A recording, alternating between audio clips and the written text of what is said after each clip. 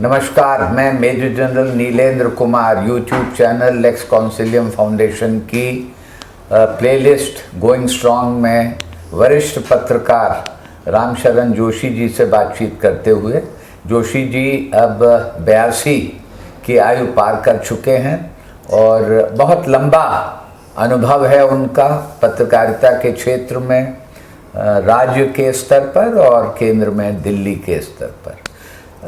इस पत्रकारिता के अपने जीवन काल में जी आपने 1971 का भारत पाकिस्तान युद्ध देखा था और उसमें आपको जो पूर्वी क्षेत्र था बांग्लादेश, उस समय ईस्ट पाकिस्तान, वहाँ जाने का मौका भी मिला था।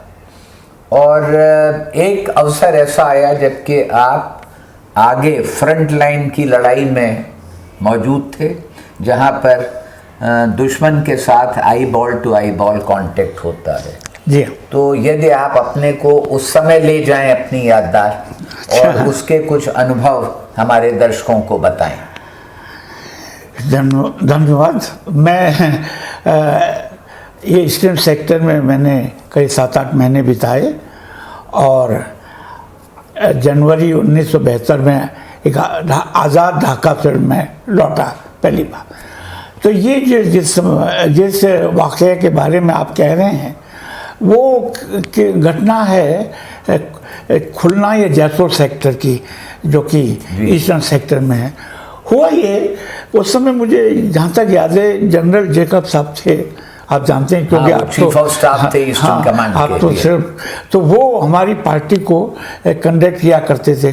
हमारा जो कैंप था उस समय कलकत्ता में था और वहाँ से फिर वो आर्मी की जीप पे या जो भी व्हीकल मिलती थी उसमें ले जाए। तो एक दिन क्या हुआ कि एक कार में, सबको एक कार मिली हुई थी। मेरी कार में जापानी कुछ 1-2 फोटोग्राफर थे और शायद एक BBC के थे। तो हम लोग खुलना ये जयपुर, मुझे ठीक से याद में लिखा हुआ है सब, तो उसमें जा रहे थे। तो एक तो आपके साथ जापानी और BBC फोटोग्राफर तो हम 3-4 लोग थे। तो कॉन्टैक्ट तो एक होता है जहाँ से शुरू हुआ तो हो जाती है, अब वहाँ तक तो खैर जर्नलिस्ट जाता ही है। और लेकिन हम लोगों ने क्या किया, अति उत्साह में, जिसको आप कह सकते हैं एडवेंचरस, अति उत्साह में हम लोग क्या किए कि हम लोग वहाँ जो आई टू आई बॉल कॉन्टैक्ट जैसा आप बता रहे हैं, आमने सामने, यानी सामने पाकिस्तान की सेना है और ठीक थोड़ी दूरी पर हमारी सेना, ठीक वहाँ से पहुँच गए। जो कि प्रोटोकॉल, जो आप लोगों का प्रोटोकॉल होता है उसमें मीडिया को, यानी उस समय प्रेस कहा जाता था, मीडिया भी नहीं, तो वो उसको अलाउ नहीं था। तो लेकिन हम चले गए। तो अब हुआ ये कि 10-15 सेकंड या 1 मिनट के बाद क्रॉस फायरिंग शुरू हो गई, माने उन्होंने, पाकिस्तानी सेना ने फायरिंग शुरू कर दी।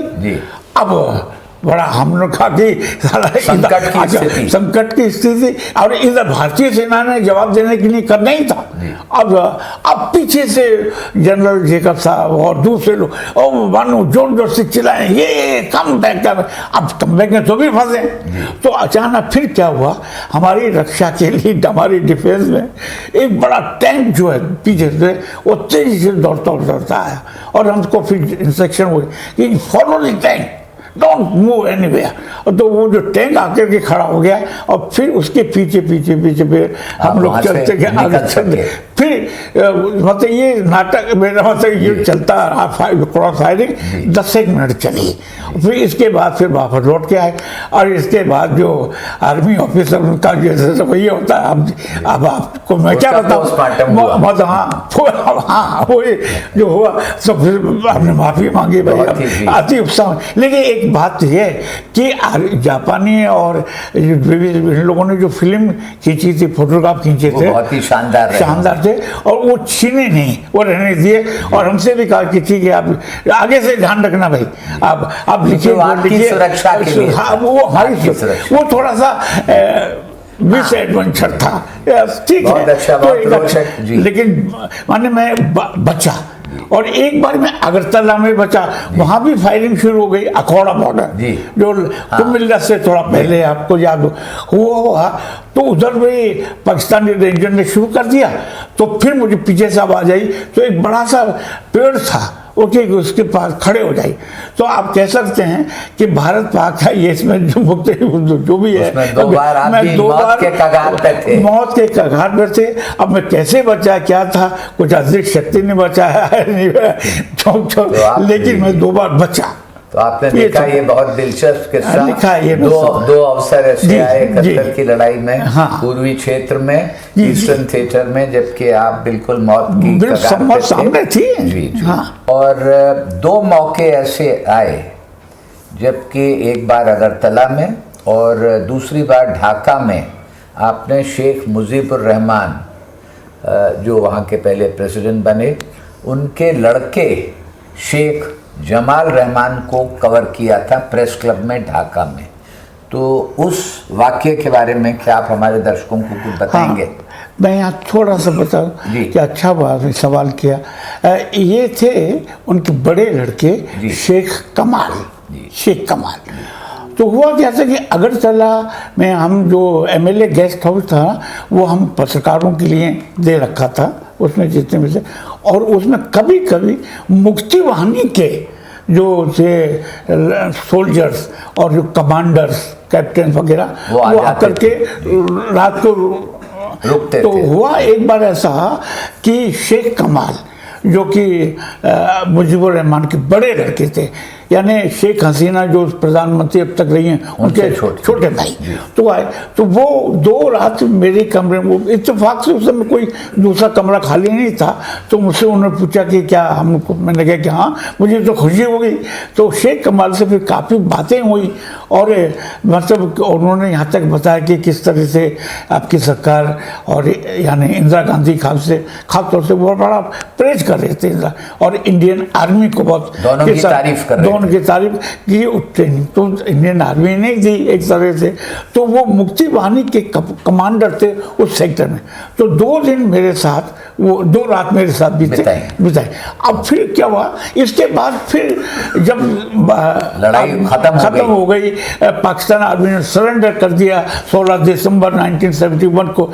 तो फिर मैं ढाका गया, मैंने ढाका लिबरेट हो चुका था, और वहाँ पर ढाका प्रेस क्लब में अचानक शेख कमाल से मुलाकात हो गई। तो टकरा गए, मतलब ये वहाँ के प्रेस क्लब में, वहाँ की तो सही थे, टाइम्स ऑफ इंडिया, वहाँ तो मेरे पास है। मैंने कहा फिर याद दिला, तो उनको याद था। सबसे बड़ी अच्छी बात ये थी, शेख कमाल को हल्की बात थी, हल्की उन्हें वो हाँ कि अरे आप तो अगरतला में आपके यहाँ ठहरा, मैं आपको कैसे भूल सकता हूँ। मैंने कहा अब तो मैं आपके यहाँ हूँ। तो फिर उन्होंने, और ये सब भारतीयों को लेकर के और इंडियन लीडरशिप को लेकर के, इंडियन आर्मी को लेकर के इतना सराहनीय एहसानमंद कि सब आज जो भी कुछ हम आज़ादी की सांस ले रहे हैं, वो आप लोगों की बदौलत ले रहे हैं। ये फिर मैं उनके घर भी गया। उनका घर तो सुरक्षित था, धानमंडी में, धानमंडी 2 फ्लोर का वो फ्लैट, धान मंडी ढाका में धान मंडी है। तो वहाँ बहुत सामान्य सा फ्लैट थे, वो बहुत बड़ा वैसे नहीं थे। तो शेख मुजीबुर रहमान तो उस समय जेल में ही थे, बाद में छोड़ा गया, तो पाकिस्तान में थे ना, ईस्ट वेस्ट पाकिस्तान। और फिर इसके बाद तो वहाँ औरों से भी मुलाकात करवाई उन्होंने, और फिर काफ़ी फिर वहाँ के बड़े बड़े इंटेलेक्चुअल से भी मुलाकात हुई, जिसमें जसीमुद्दीन बहुत बड़े पोइट थे, नेचर। और आपको ताज्जुब होगा ये जान करके कि कम्युनिस्ट पार्टी ऑफ बांग्लादेश, उसके जनरल सेक्रेटरी मोनी सिंह, मोनी सिंह से, और इतने पॉपुलर मोनी सिंह कि पूरे नौजवान उसको घेरे हुए। मजे की बात ये हुई, मोनी सिंह से जब बात हुई तो मोनी सिंह ने कहा, देखिए मेरे पूर्वज तो कानपुर के हैं, अरे वाह। और कानपुर से फिर मेरे माता पिता यहाँ आकर के बसे, और मैं तो यहाँ के कम्युनिस्ट पार्टी के मैं हूँ, तो मैंने फिर अच्छा एक घराबा हो गया और काफ़ी बातचीतें हुई। तो मेरा मतलब वो एक ऐसा माहौल था, बहुत ही दिलचस्प किस्सा है। हाँ, और बहुत खूबी से आप लोगों से अपने ताल्लुकात बनाने में कामयाब रहे हैं। लिखा है और ये सब इसका जिक्र आपकी किताब में है। मैं बोनसाई अपने समय का, रामशरण जोशी जी की, उनके साथ ये बातचीत हमारी अभी आगे भी होती रहेगी। देखते रहिए।